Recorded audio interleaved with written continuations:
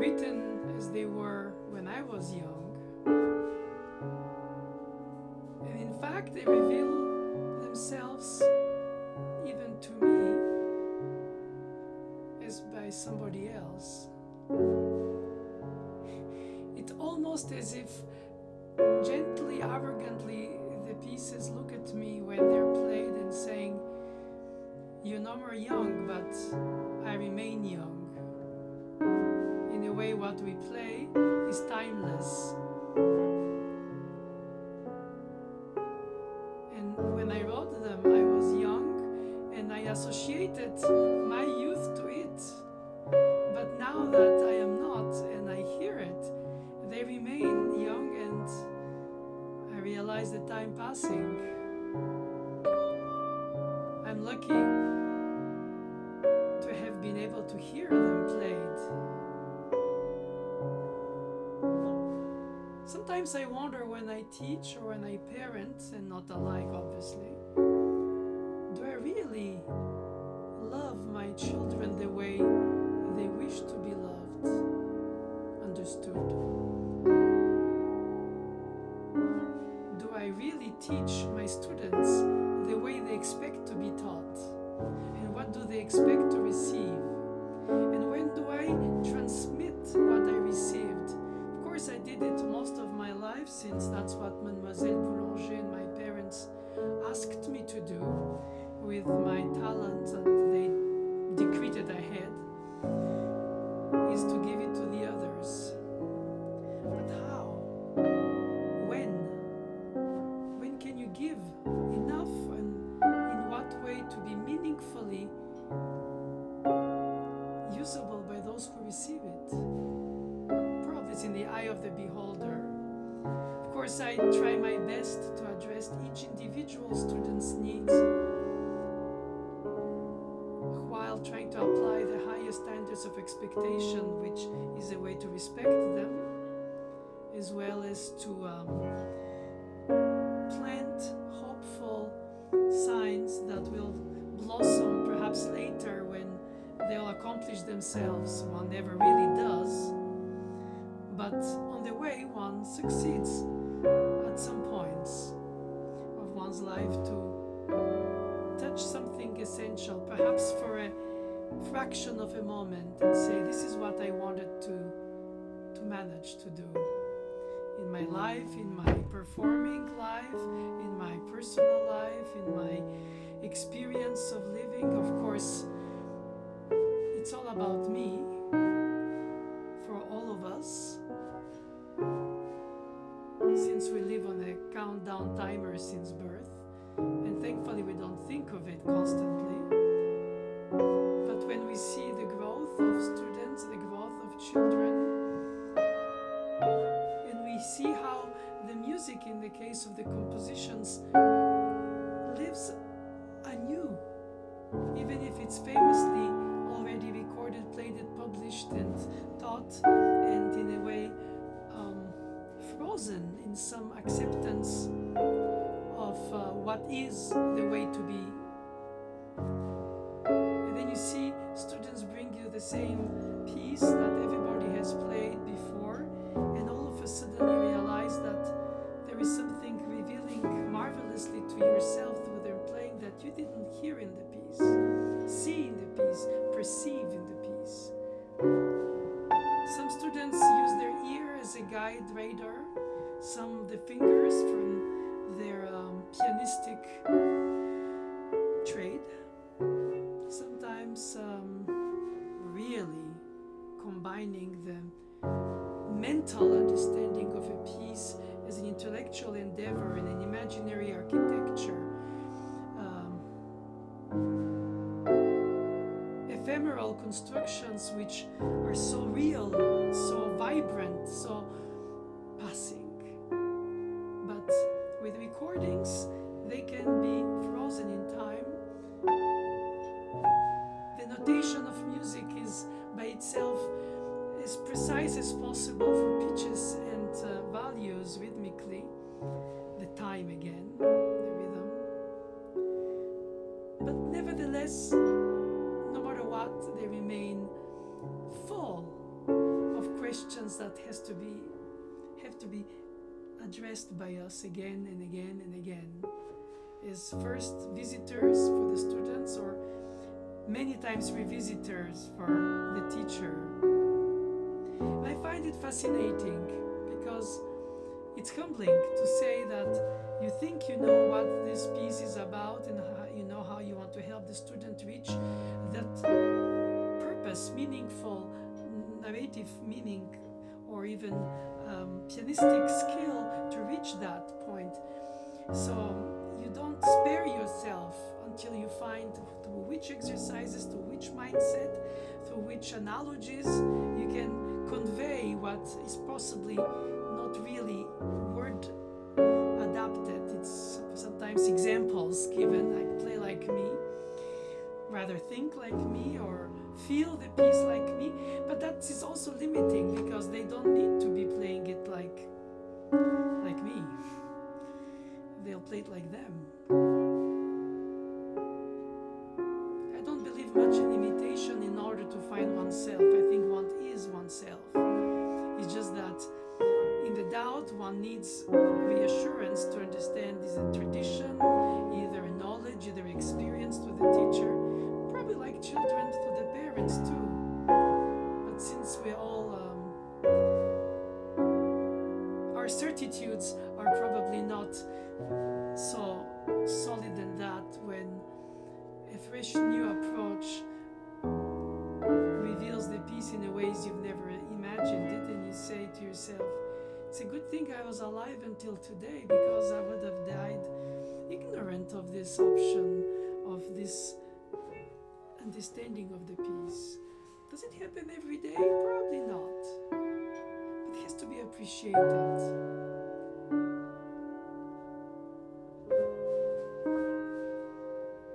In fact, we spend our time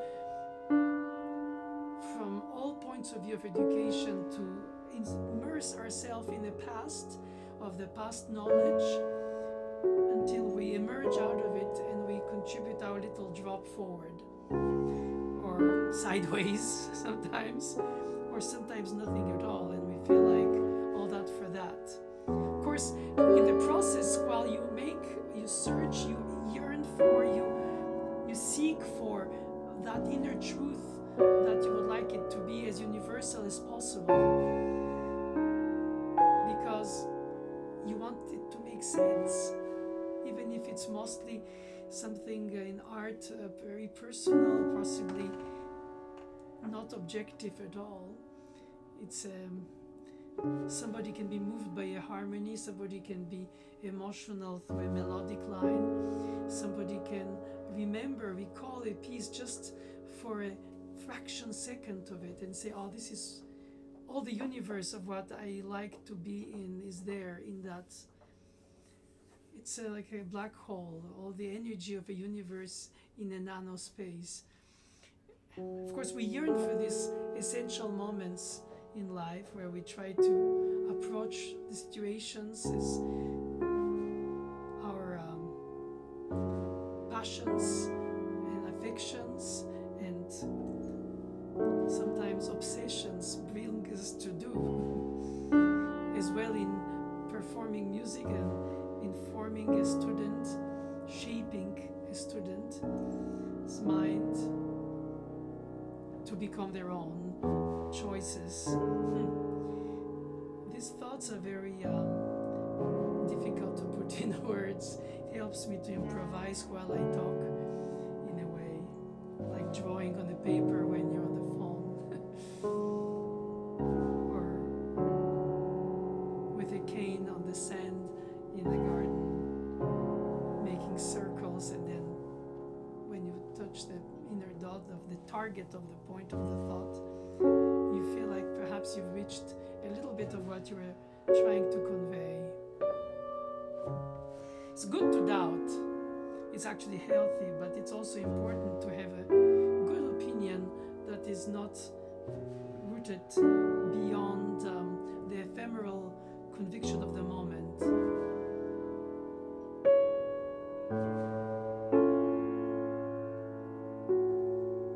But beyond and all, whatever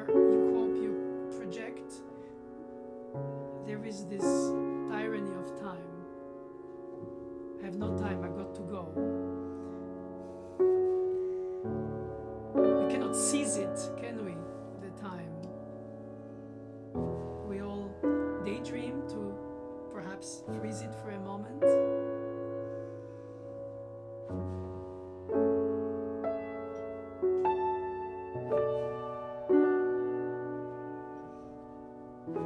Sometimes I wish I can be a philosopher and be an eloquent writer to express what I think I understood from some things in life, or perhaps how much I didn't understand them. And it's touching to see students yearning for their own truth seeking. Not what is the right way, what's the wrong way, since obviously it's not a moral way of studying the right and the wrong. It's about what you think is the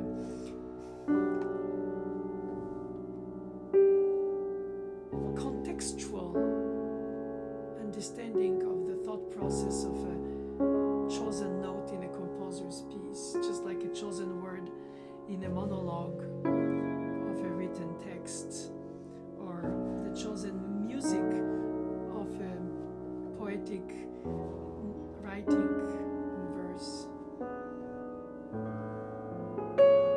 And sometimes you prefer the sound of the words than their meaning, or sometimes you're locked by the meaning to not appreciate the music of it, the poetic aspect of the conveyed message, which prevails by its rational meaning and not by its emotional content.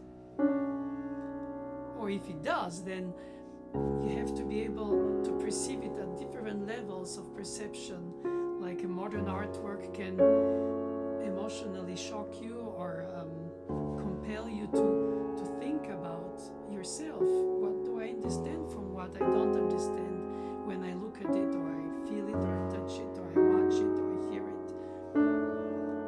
So of course, art historians and music theory teachers will explain to you in a certain anatomic way the anatomy of the what you analyze, dissect, and you say, okay, this is the structure, this is the harmonic, this is the melodic, this is what sets the mood, as if those ingredients by themselves, while clearly defining a given style in a given context of music through the centuries, brings you to a niche where you can really appreciate in depth, as well as an atonal or serial music or some medieval modern music.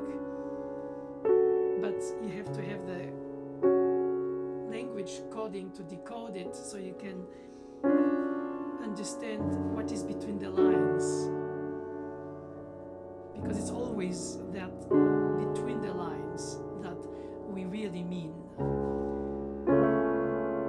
and we convey when we play a piece, not just the notes, the right notes, the wrong notes. That's an objectivity, but the little delay before a given note, an ornament that values the next note, that is a leap of a given interval, which we might take for granted. The audacity of a dissonance provoked or emotionally induced by the composer's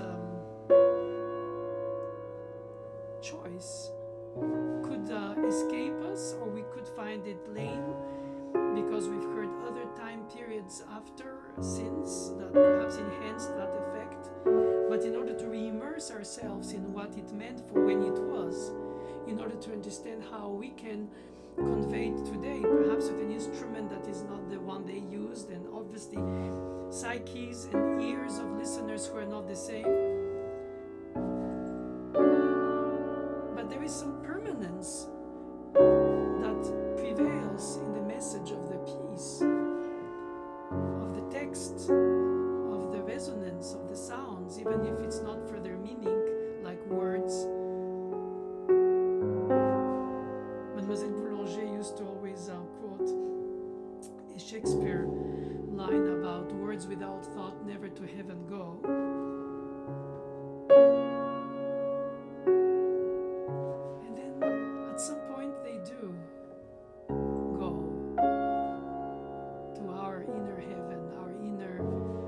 sanctuary, and we are just inhaling the beauty of the music that we expect, perhaps we are surprised by, or we welcome, or we appropriate by thinking, this is a little bit for me. I also feel that, even if centuries and countries apart and cultures apart, do I really understand the text as it's supposed to be understood? That's what students ask from a teacher, and the responsibility is enormous. Just like early childhood education, parenting.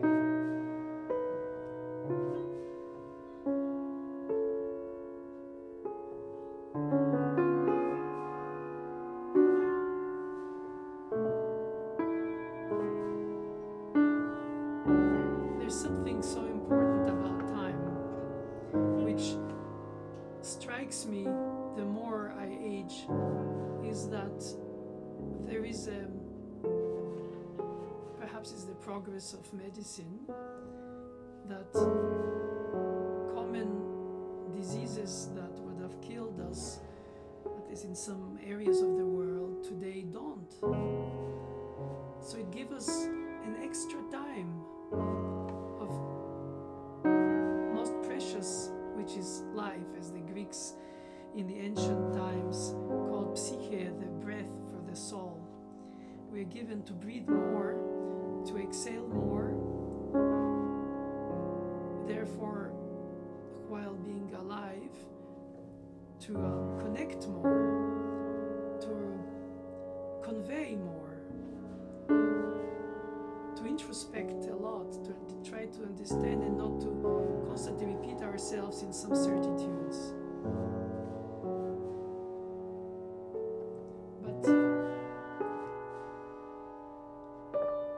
The way we think our outlook projects is not what the mirror returns to us as an image. So there's a cruelty of life, of the seasons, of the years, of the decades, and all of a sudden you realize the infinite in front of me is now not infinite. Can make us very uncomfortable, that regardless of power and wealth, with or without, selfishness or selflessness, care or worry for others, pain and sorrow for missing ones, the past being a country you cannot revisit, but in your dreams, literally, or daydreams induced,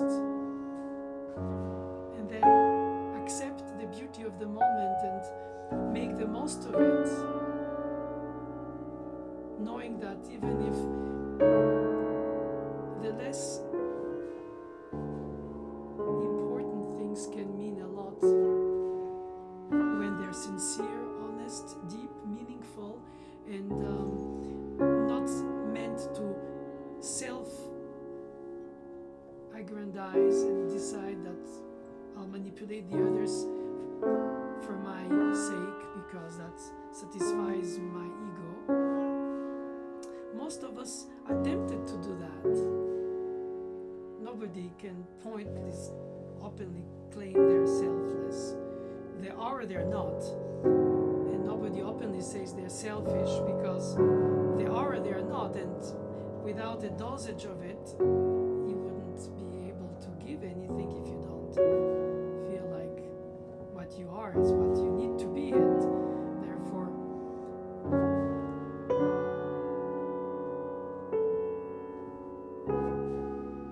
self-esteem without aggrandizing. And so I've often wonder, do I really teach what my students expect me to give them besides what I think they ought to receive, because I think by my experience this fingering will lead to that phrasing, which will lead to that pedaling, which will lead to that vibrato, and that is tasteful because I consider it so, because of my teachers or because of my experience.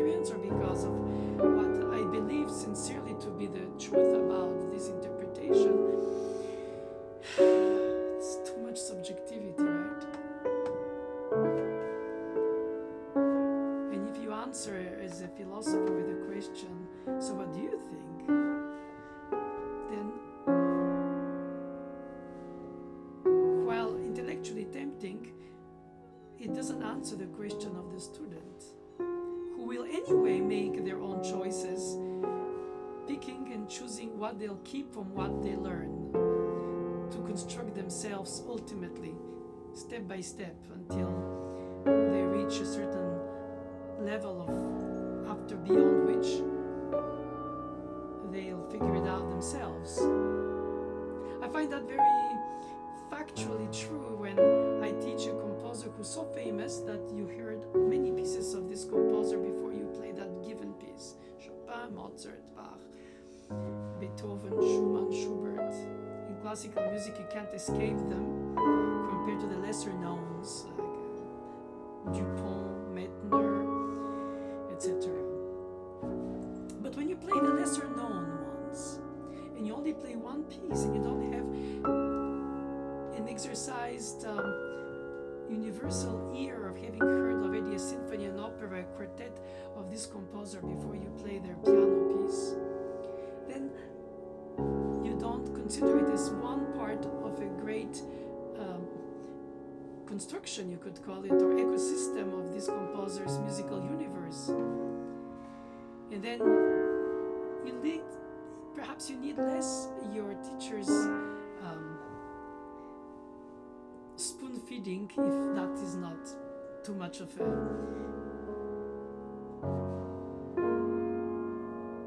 unfair way to talk.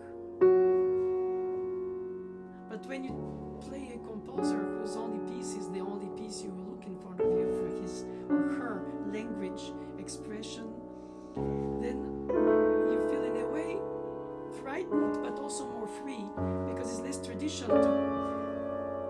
to not disturb. You have to create your tradition, since there isn't, in your opinion, something to compare to. Even if you go to YouTube with a comparable contrasting or elimination process for yourself of their differences, like who plays it how long, what tempo of the same piece, and then you say, but why, but I don't like, but I prefer, but I connect more with this, but I don't understand that, or etc. So we exercise a critical knowledge, but within one single piece.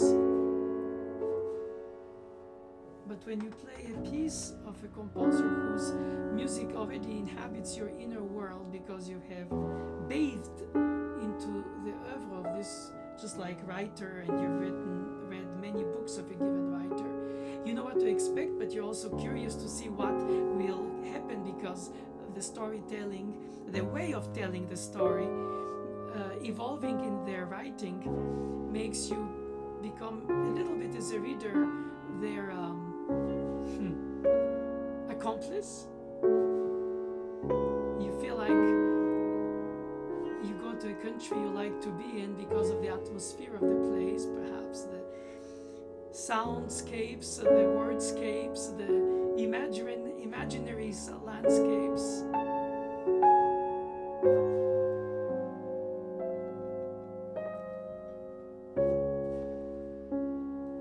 And it's so touching when you hear a composer's music that you didn't know about, and if you're asked to play it as a student, and then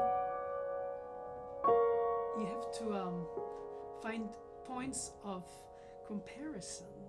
So either you compare it to the wrong or to the right inspirations for this very composer, like the Sonatine by Ravel and Tournier, his student, Sonatine for harp.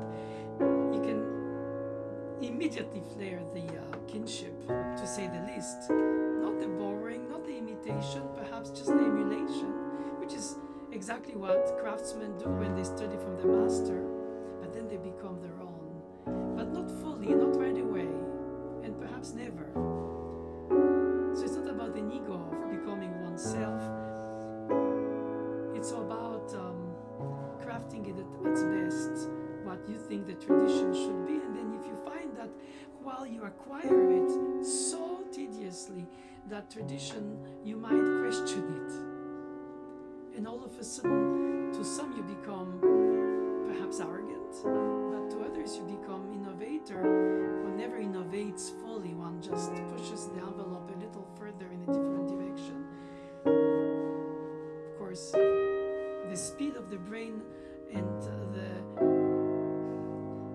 human quality make the difference between those of us who can do it on the surface of things like ants, and there's those who are like giants because they can think of organize in their thoughts things, create things or recreate things in ways that baffle you, and you go like, really? Is that possible? And why do I need it? And then all of a sudden you create a whole necessity for something that you didn't even know existed as an option. So you have to remain mentally alert to accept that and not to be prisoner of your own certitudes, like prisoner of the scores notes or the lines of the text, but of all the innuendos that are not told, that are in between the lines, that are conveying the author's opinion about it all, about why, when, where, until when. Always the existential questions, always the finitude. Obsessively so, especially aging. Even if in denial, like pianists are in denial that they don't play a singing instrument but just a resonating percussive instrument. That resonance, that exhaling moment from the initial articulation of the note is all the life of the note. It's almost a nice analogy for our life. In this exhaling moment, we construct everything. We imagine everything. We wish to explore the most we can to understand, or to experience rather than understand, which is pretentious.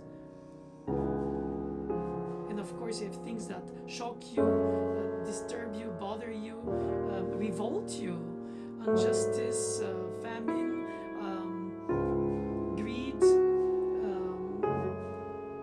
tragedies, human-induced tragedies compared to the nature's-induced ones. So the flexible energy to maintain ourselves alive, that fragile flame, that vulnerable strength that babies have from their birth to survive. It's an enormous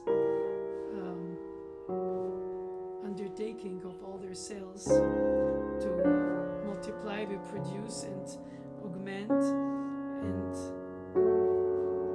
their brain and their education and their parenting and their teaching, bringing them to be the reflection of their childhood when they're adults, trying to do something that, if not changing the paradigm of life and meaning of ways, is a generosity to think of the others through meanings, through means, if you have the way to do. But something is priceless, is the selfless love of a parent, which at least should be, if it's not always. Nothing is perfect ever, but we perceive it as such.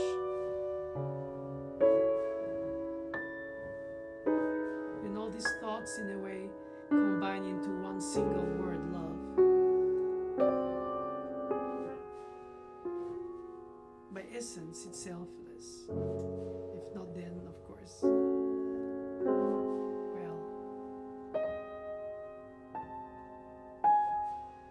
one thing is aesthetics through art, to translate allegorically life, which most of the authors do in all forms of art,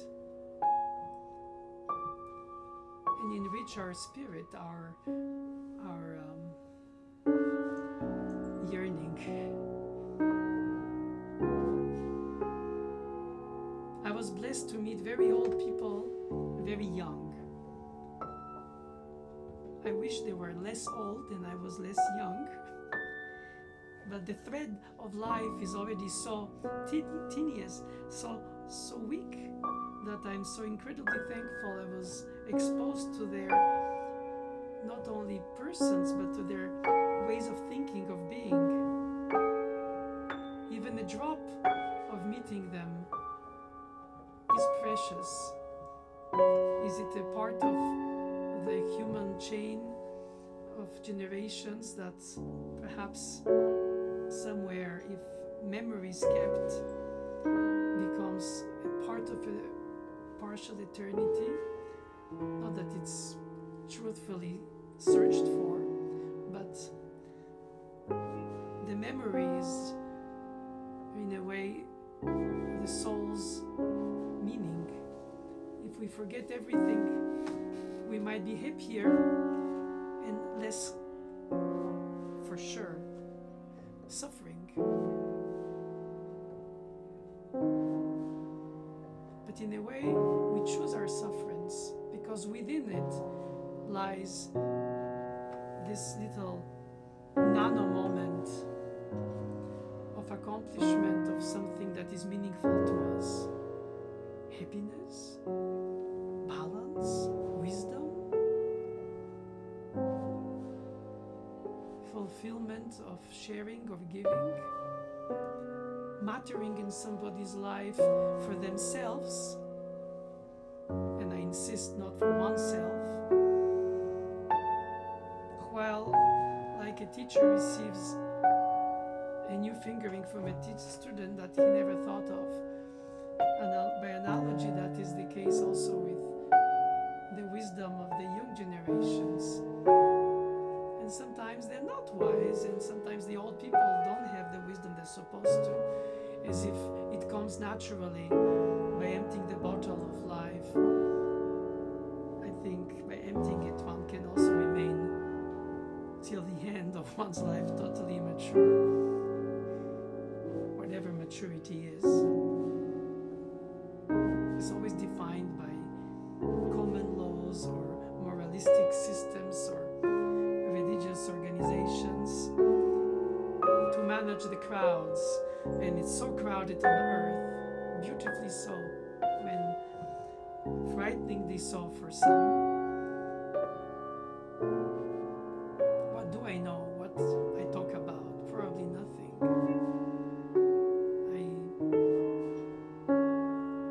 I hope that my little contribution, no matter how minute, in corresponding to the world, will be meaningful and is meaningful to those to whom I try to translate when they seek my advice, and I respect and cherish this opportunity. Never take for granted. But that is, time is past.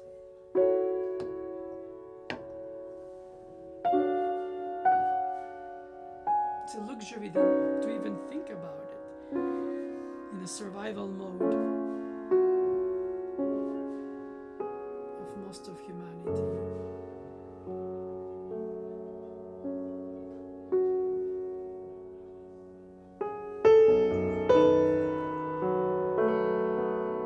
Beauty can be so inspirational, beyond joy, or enhancing joy from inside.